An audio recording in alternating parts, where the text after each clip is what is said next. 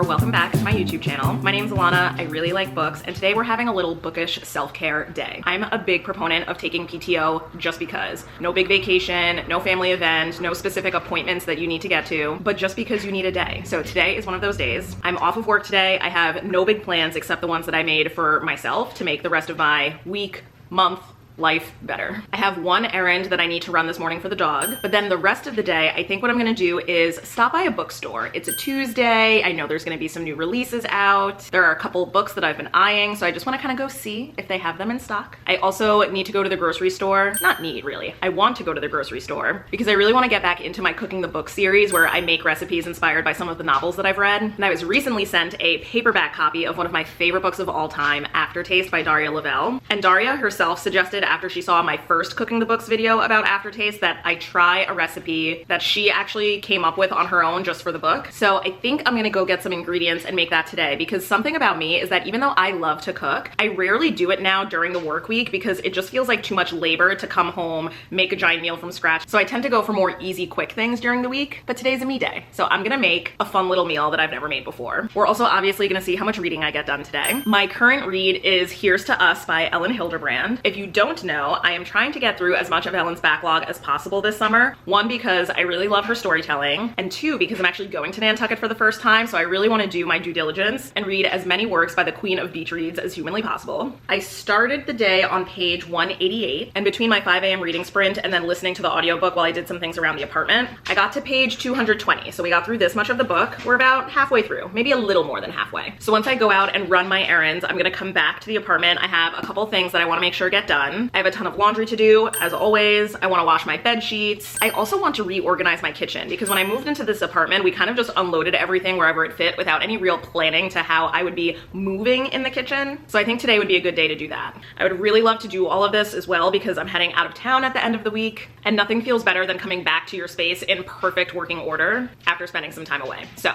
that is the agenda for today. We've already read about, what, 40-ish pages in our book. I'm curious to see if we can get this finished. That would be very impressive, but it's a day off, so I'm not gonna put pressure on myself to read just for the sake of reading. So we'll see how much we get through in Here's to Us. Let's go run our errands early so that we can spend most of the day inside before it gets too hot.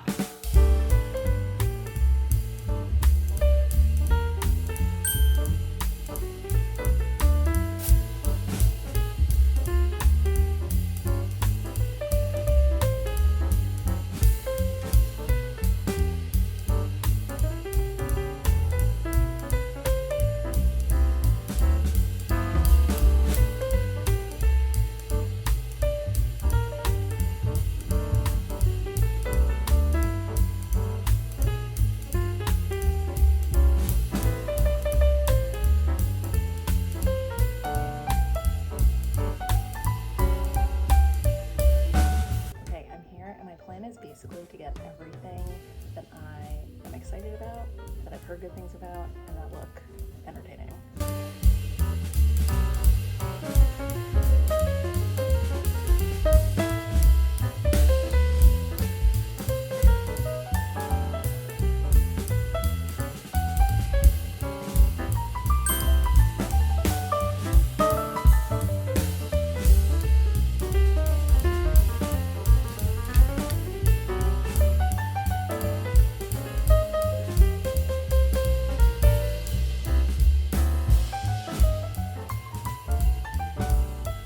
I am a different person than the person who I was several hours ago when I left the apartment. I'm back from running my errands. I got the dog's medicine. I did do some book shopping, but I am a little disappointed because there were a couple titles that I specifically wanted to get today, and I got some of them, and I will show you, but I was not able to get my hands on a copy of Tropesick or The Summer Girlfriend, and I was certain I would find them at Barnes & Noble, and I just did not. And I think that the only purpose of Barnes & Noble at this point is for me to pick up anything that the indie bookstores aren't carrying.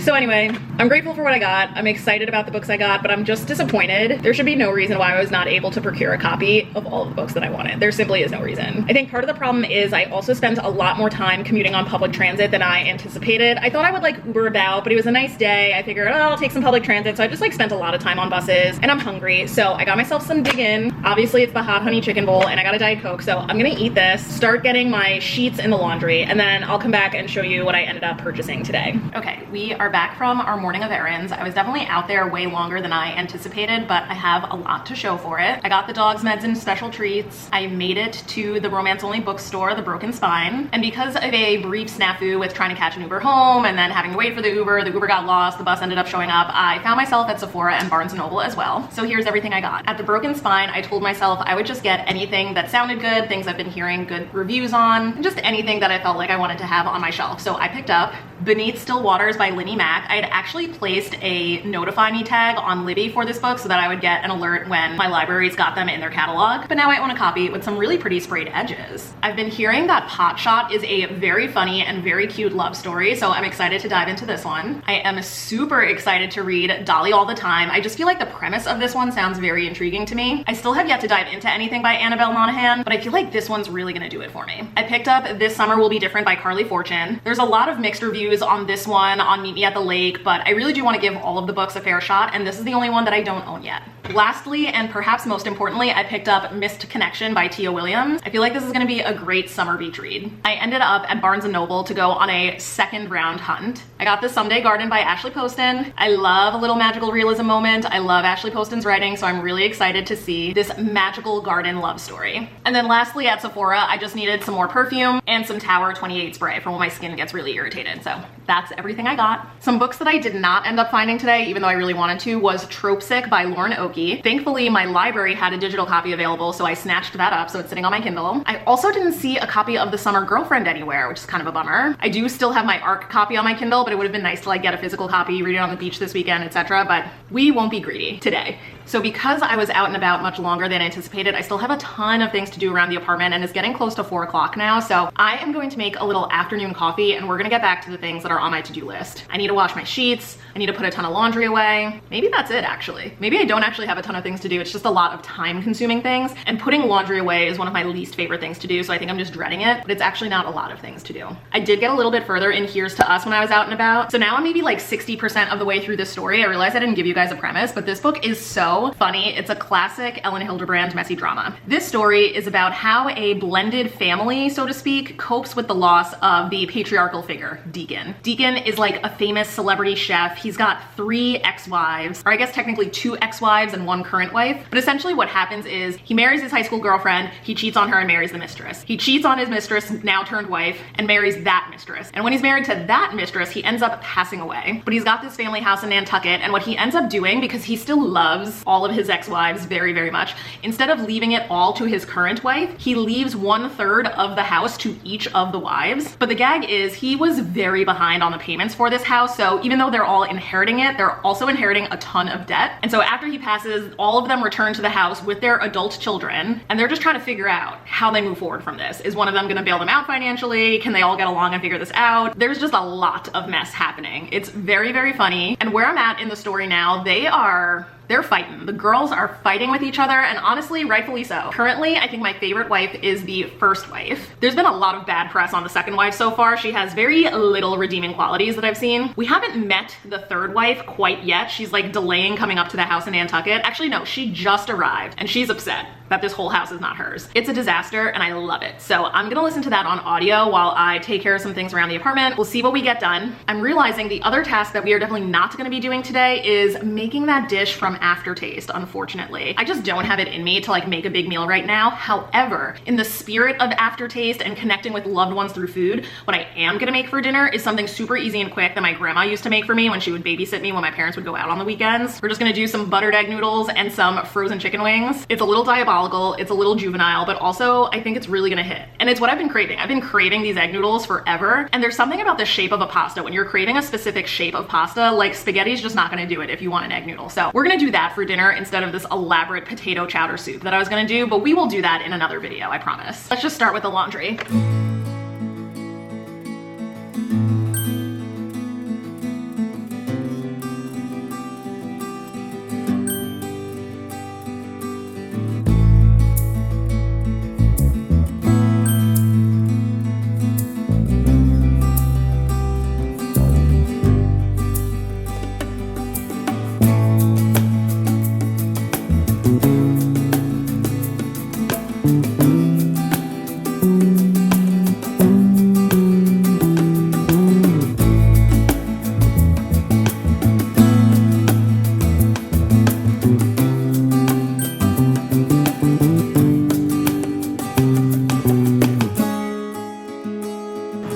hello. As an update, we're doing pretty good with our to-do list. I put away a ton of laundry. I'm very proud of myself. I hate doing that. My sheets are in the dryer. My dinner is cooking, and I am 80% of the way through Here's to Us. My enjoyment of this story has been kind of a roller coaster. I feel like in the beginning, I was getting a ton of information. I was a little overwhelmed by how many characters there were, but I had some people I really liked. There was some little romances budding. There was some conflict arising between all of the ex-wives, and then it kind of lulled off a little bit. I thought it would pick up again when the third wife came into the picture, but actually I feel like the dynamics are kind of, what's the opposite of improving? Getting worse. They're worsening now that she's present. And I feel like now everything that's been going on with each individual character is kind of distracting me from the main plot of how are all these people gonna come together and reconcile this issue about the property, and I'm just kind of getting lost in every individual story hole. Like, I kind of forgot that one of the adult children, this is a little bit of a spoiler, but one of the adult children, while they're on Nantucket, they get into a tiff with a local, someone's arrested, some things are stolen, so now he's kind of like posted up in bed with a black eye. He's maybe nursing his wounds in an inappropriate way with some prescription medications, and I feel like in the beginning his struggles were almost a key plot point, but now it seems like almost a distraction because now all the moms are checking in on him and they're kind of forgetting about their own drama with each other. It's just getting a little too messy, and so I'm hoping that in the last 20% it all starts to come back together, but I'm kind of on the fence with this one. I feel like at moments it feels like 4 stars, but where I am right now it kind of feels like 3 stars, so we'll see if I actually end up finishing before bed tonight. Really the only things left on my agenda are to put the sheets back on my bed, eat dinner, and take a shower.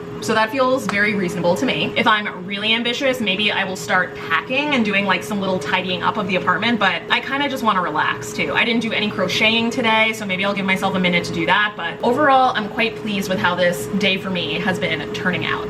Okay, the egg noodles are boiled to like a perfect al dente texture, but here's where the recipe starts to get a little complicated. You're gonna take a nub of butter and just toss it in there. You wanna put enough butter so that you can like kind of see it, but it's not swimming in the butter. If you like it swimming in butter though, do you? I'd probably recommend to adding just like a little bit of salt. And of course there's a smidge of pasta water in here just so that it all kind of makes a little sauce. I'm just messing with you. This is basically the entire recipe, is just add butter to your egg noodles, maybe a little salt. And if you really wanna make it taste the way that I remember eating it as a kid, dash of ketchup. I know, it's diabolical, it's sinister, you can skip it, but I'm gonna put a little ketchup in it. It's funny, actually, as an adult, my friend introduced me to Filipino tomato sauce or Filipino spaghetti sauce, kind of like they serve at Jollibee, and it literally tastes just like this. Because I am a grown-up now, I did end up getting the no sugar Heinz tomato ketchup, but I was tempted to get the regular stuff, I really was. We're just gonna squirt it right in there. Oh my god. It smells like childhood. I don't really put ketchup on a lot of things anymore, so I feel like this is a very nostalgic smell. Okay, now I'm just gonna expertly plate this up. What I would love to do, honestly, is take a shower, but I have to film the TikTok, so okay, see you shortly.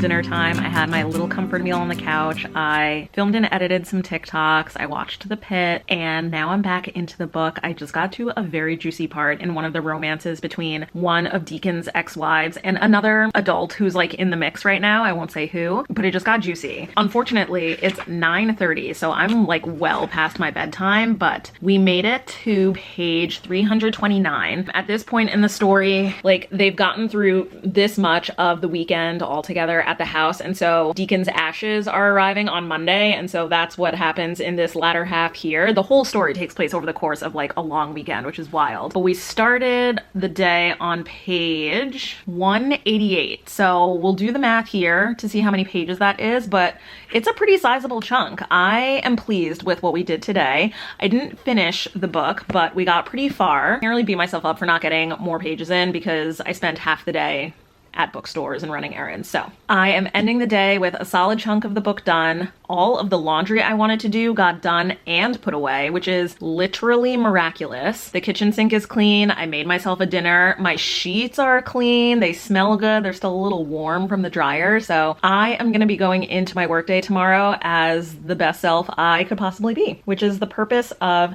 this PTO time. So just again, as a reminder, you do not need a special reason to take your PTO. You can simply take it to live your life without your job for a few hours. I know this vlog was was a shorter one, but I do think I'm going to end it here. If you made it to the end of the video, let me know what you like to do during your little stay-at-home staycation type days. Also, let me know if you have read this book or any of the books that I picked up during my bookstore haul, and I will see you guys in the next video. Thanks for watching. Bye.